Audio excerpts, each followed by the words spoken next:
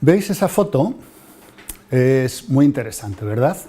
Es una foto tomada hacia la mitad del siglo XIX por un fotógrafo que se llamaba Logan y que describe un momento del proceso constructivo de un puente ferroviario que iba a servir para darle salida al tren que camino de Irún desde Madrid comunicaría con la frontera francesa.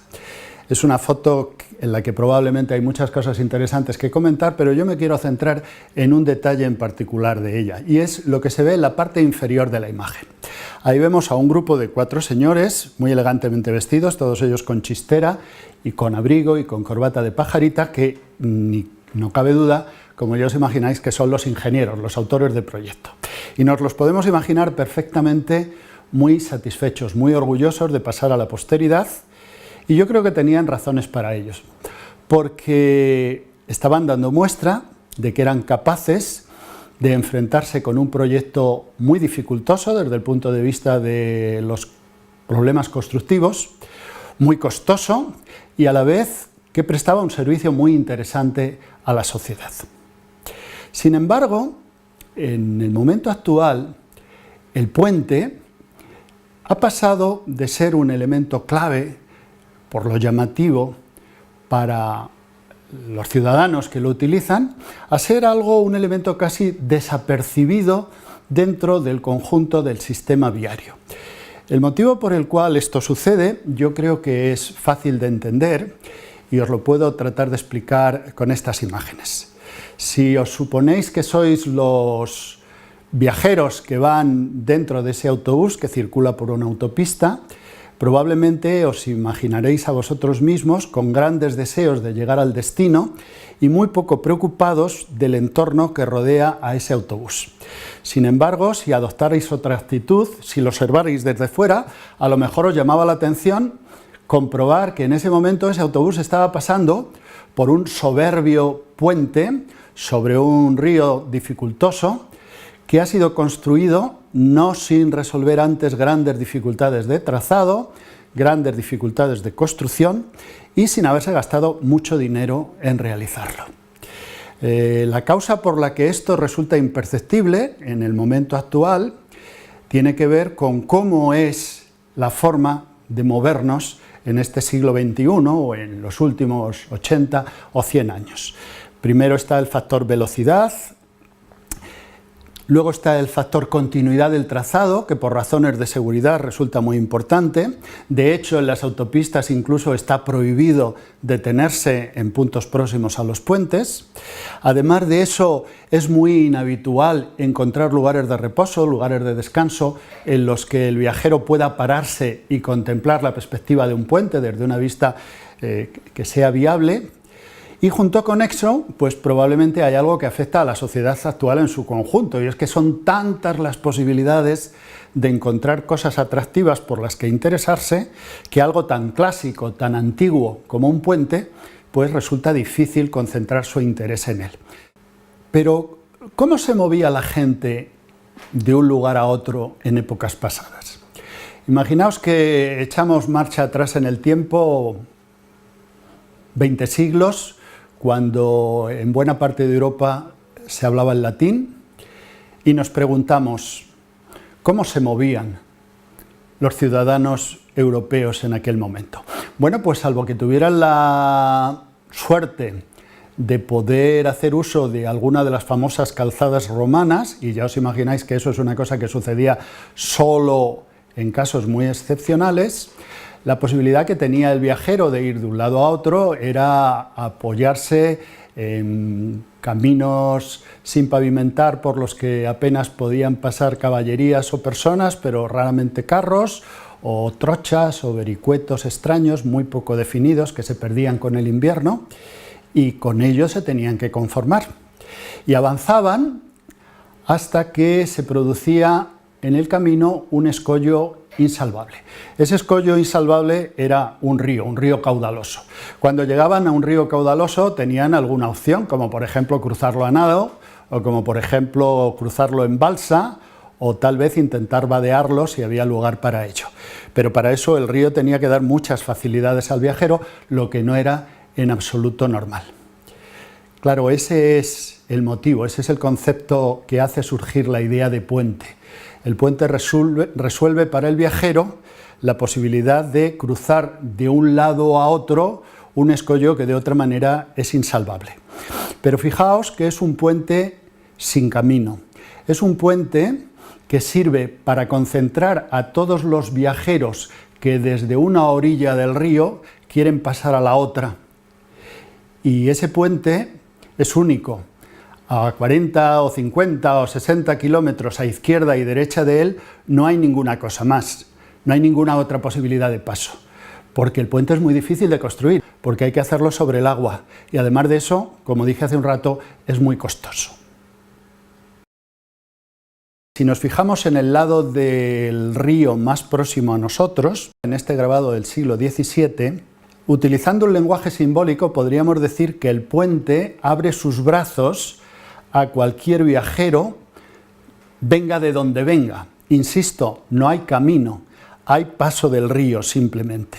Por cierto, del lado contrario, del lado lejano, de la orilla lejana del río, vemos que la cosa es completamente distinta. Hay un itinerario pavimentado que conduce directamente a la puerta de la ciudad, como debe ser. Pero la idea nos interesa analizarla del lado de acá, que es donde debemos observar esa inexistencia del camino.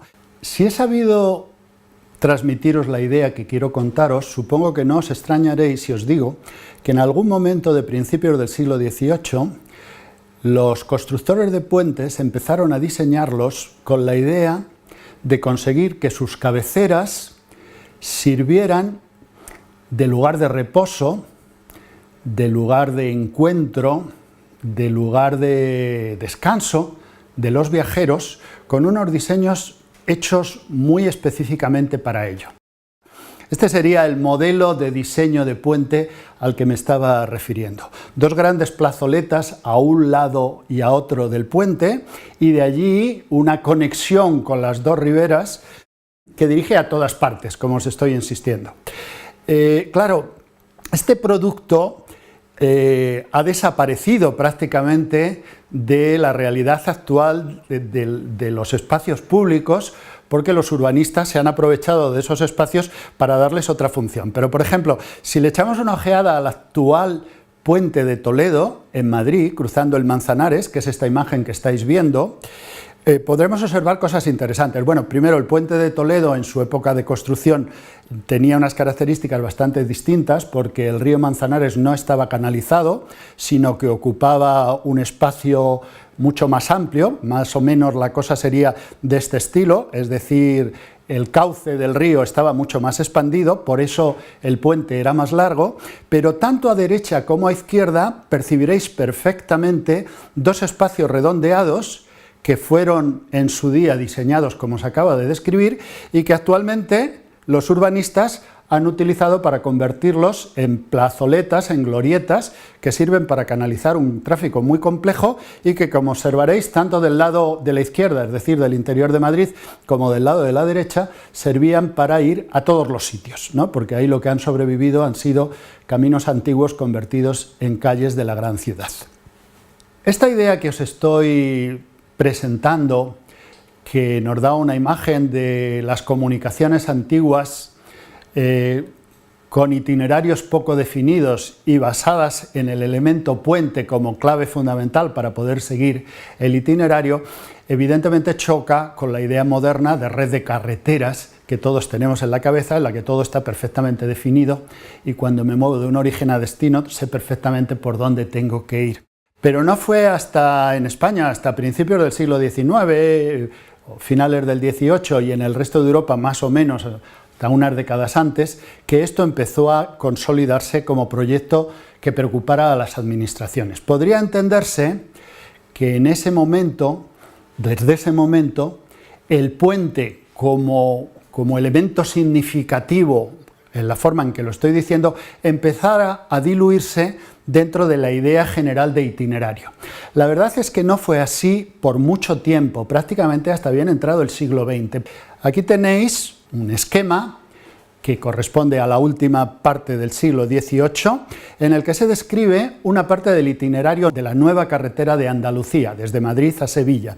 Esta nueva carretera tenía una tercera jornada, como estáis viendo ahí, que iba de Manzanares hasta Santa Cruz de Mudela. Y en esta jornada había un punto muy significativo, que era el cruce del río Jabalón. Voy a hacerlo más grande para que lo veáis con más facilidad. Pues si os fijáis en el cruce del río Jabalón, observaréis que todo el itinerario está diseñado al servicio del puente. Lo que quiero decir es que río y puente se cortan perpendicularmente, porque así es un puente más corto. Y luego la carretera ya se diseñará para buscar cada una de las cabeceras del puente de un lado y otro del río Jabalón. Claro, esto da como resultado diseños de carreteras que hoy en día resultan un poco chocantes. Por ejemplo, ahí tenéis la antigua carretera sobre el puente de Almaraz, sobre el río Tajo. Y observad que si le seguimos la traza a la carretera, al acercarse al puente, da un giro de prácticamente 90 grados, un giro muy peligroso desde el punto de vista de la conducción, sobre todo a ciertas velocidades, porque es la carretera la que está al servicio del puente y no el puente al servicio del trazado. Este concepto de puente realizado con el menor coste y con el menor riesgo sobrevive hasta que la tecnología es capaz de superarlo, pero eso no sucede hasta bien entrado el siglo XX. Mirad, os voy a mostrar un libro en el que yo tuve la ocasión de estudiar, aunque no fue el libro de texto de aquella época. Su autor era José Luis Escario y hacía un comentario en él, en esta fotografía que corresponde a un puente que está en el pueblo de Buitrago, en el norte de Madrid, e indicaba que el diseño debía ser mejorado. Decía, bueno, esta carretera fue construida conforme al itinerario que estáis viendo, marcado en puntos en rojo, pero ciertamente el riesgo para la conducción de esa curva tan cerrada de prácticamente 90 grados que queda a la izquierda de la fotografía obligaría o debe obligar al ingeniero a sustituirla por un trazado mucho más suave, mucho menos sinuoso, pero evidentemente más costoso y al mismo tiempo más difícil de construir.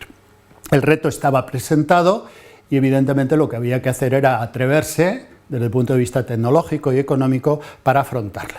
Ese riesgo actualmente nos habría conducido a un diseño del puente del río Jabalón que creo que entendéis perfectamente, ¿no? Si el ingeniero autor de este proyecto, que fue Carlos Lemaur, hacia el final del 18 hubiera sido alumno de José Luis Escario, probablemente se le habría obligado a hacer un diseño como el que estáis viendo en este momento, un diseño oblicuo en el que la carretera sería la protagonista y el puente el elemento al servicio de esa carretera. En la actualidad este tipo de problemas se han resuelto en favor del usuario, con costes mayores y con problemas constructivos mayores que se han podido franquear, se han podido eludir con ayuda de la tecnología. Aquí veis una intersección perfectamente oblicua entre un río y una carretera para conseguir que la suma de curvas a entrada y salida del paso del puente sea lo suficientemente suaves, lo suficientemente ligeras como para que el usuario de la carretera no tenga ningún problema.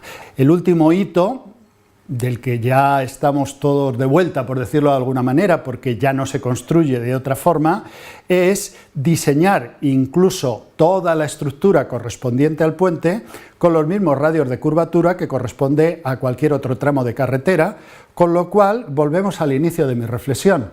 El viajero pierde por completo la sensación de estar pasando por una obra singular. Se siente siempre dentro de un mismo trazado, como estáis viendo, ese trazado con curva constante que está hecho a costa de que el puente sea un puente curvo, no solo un puente oblicuo, sino un puente curvo, lo cual, como ya os imagináis, representa muchas dificultades añadidas a la hora de su diseño.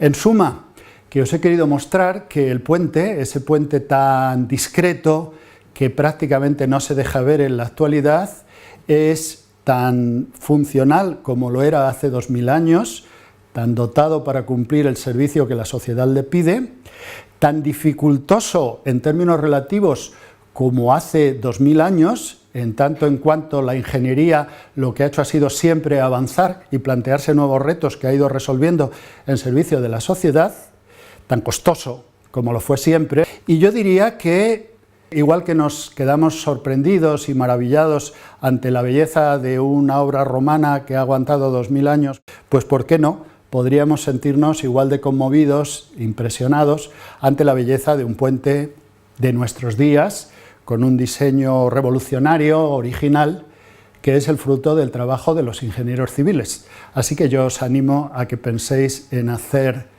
de esta actividad vuestra profesión.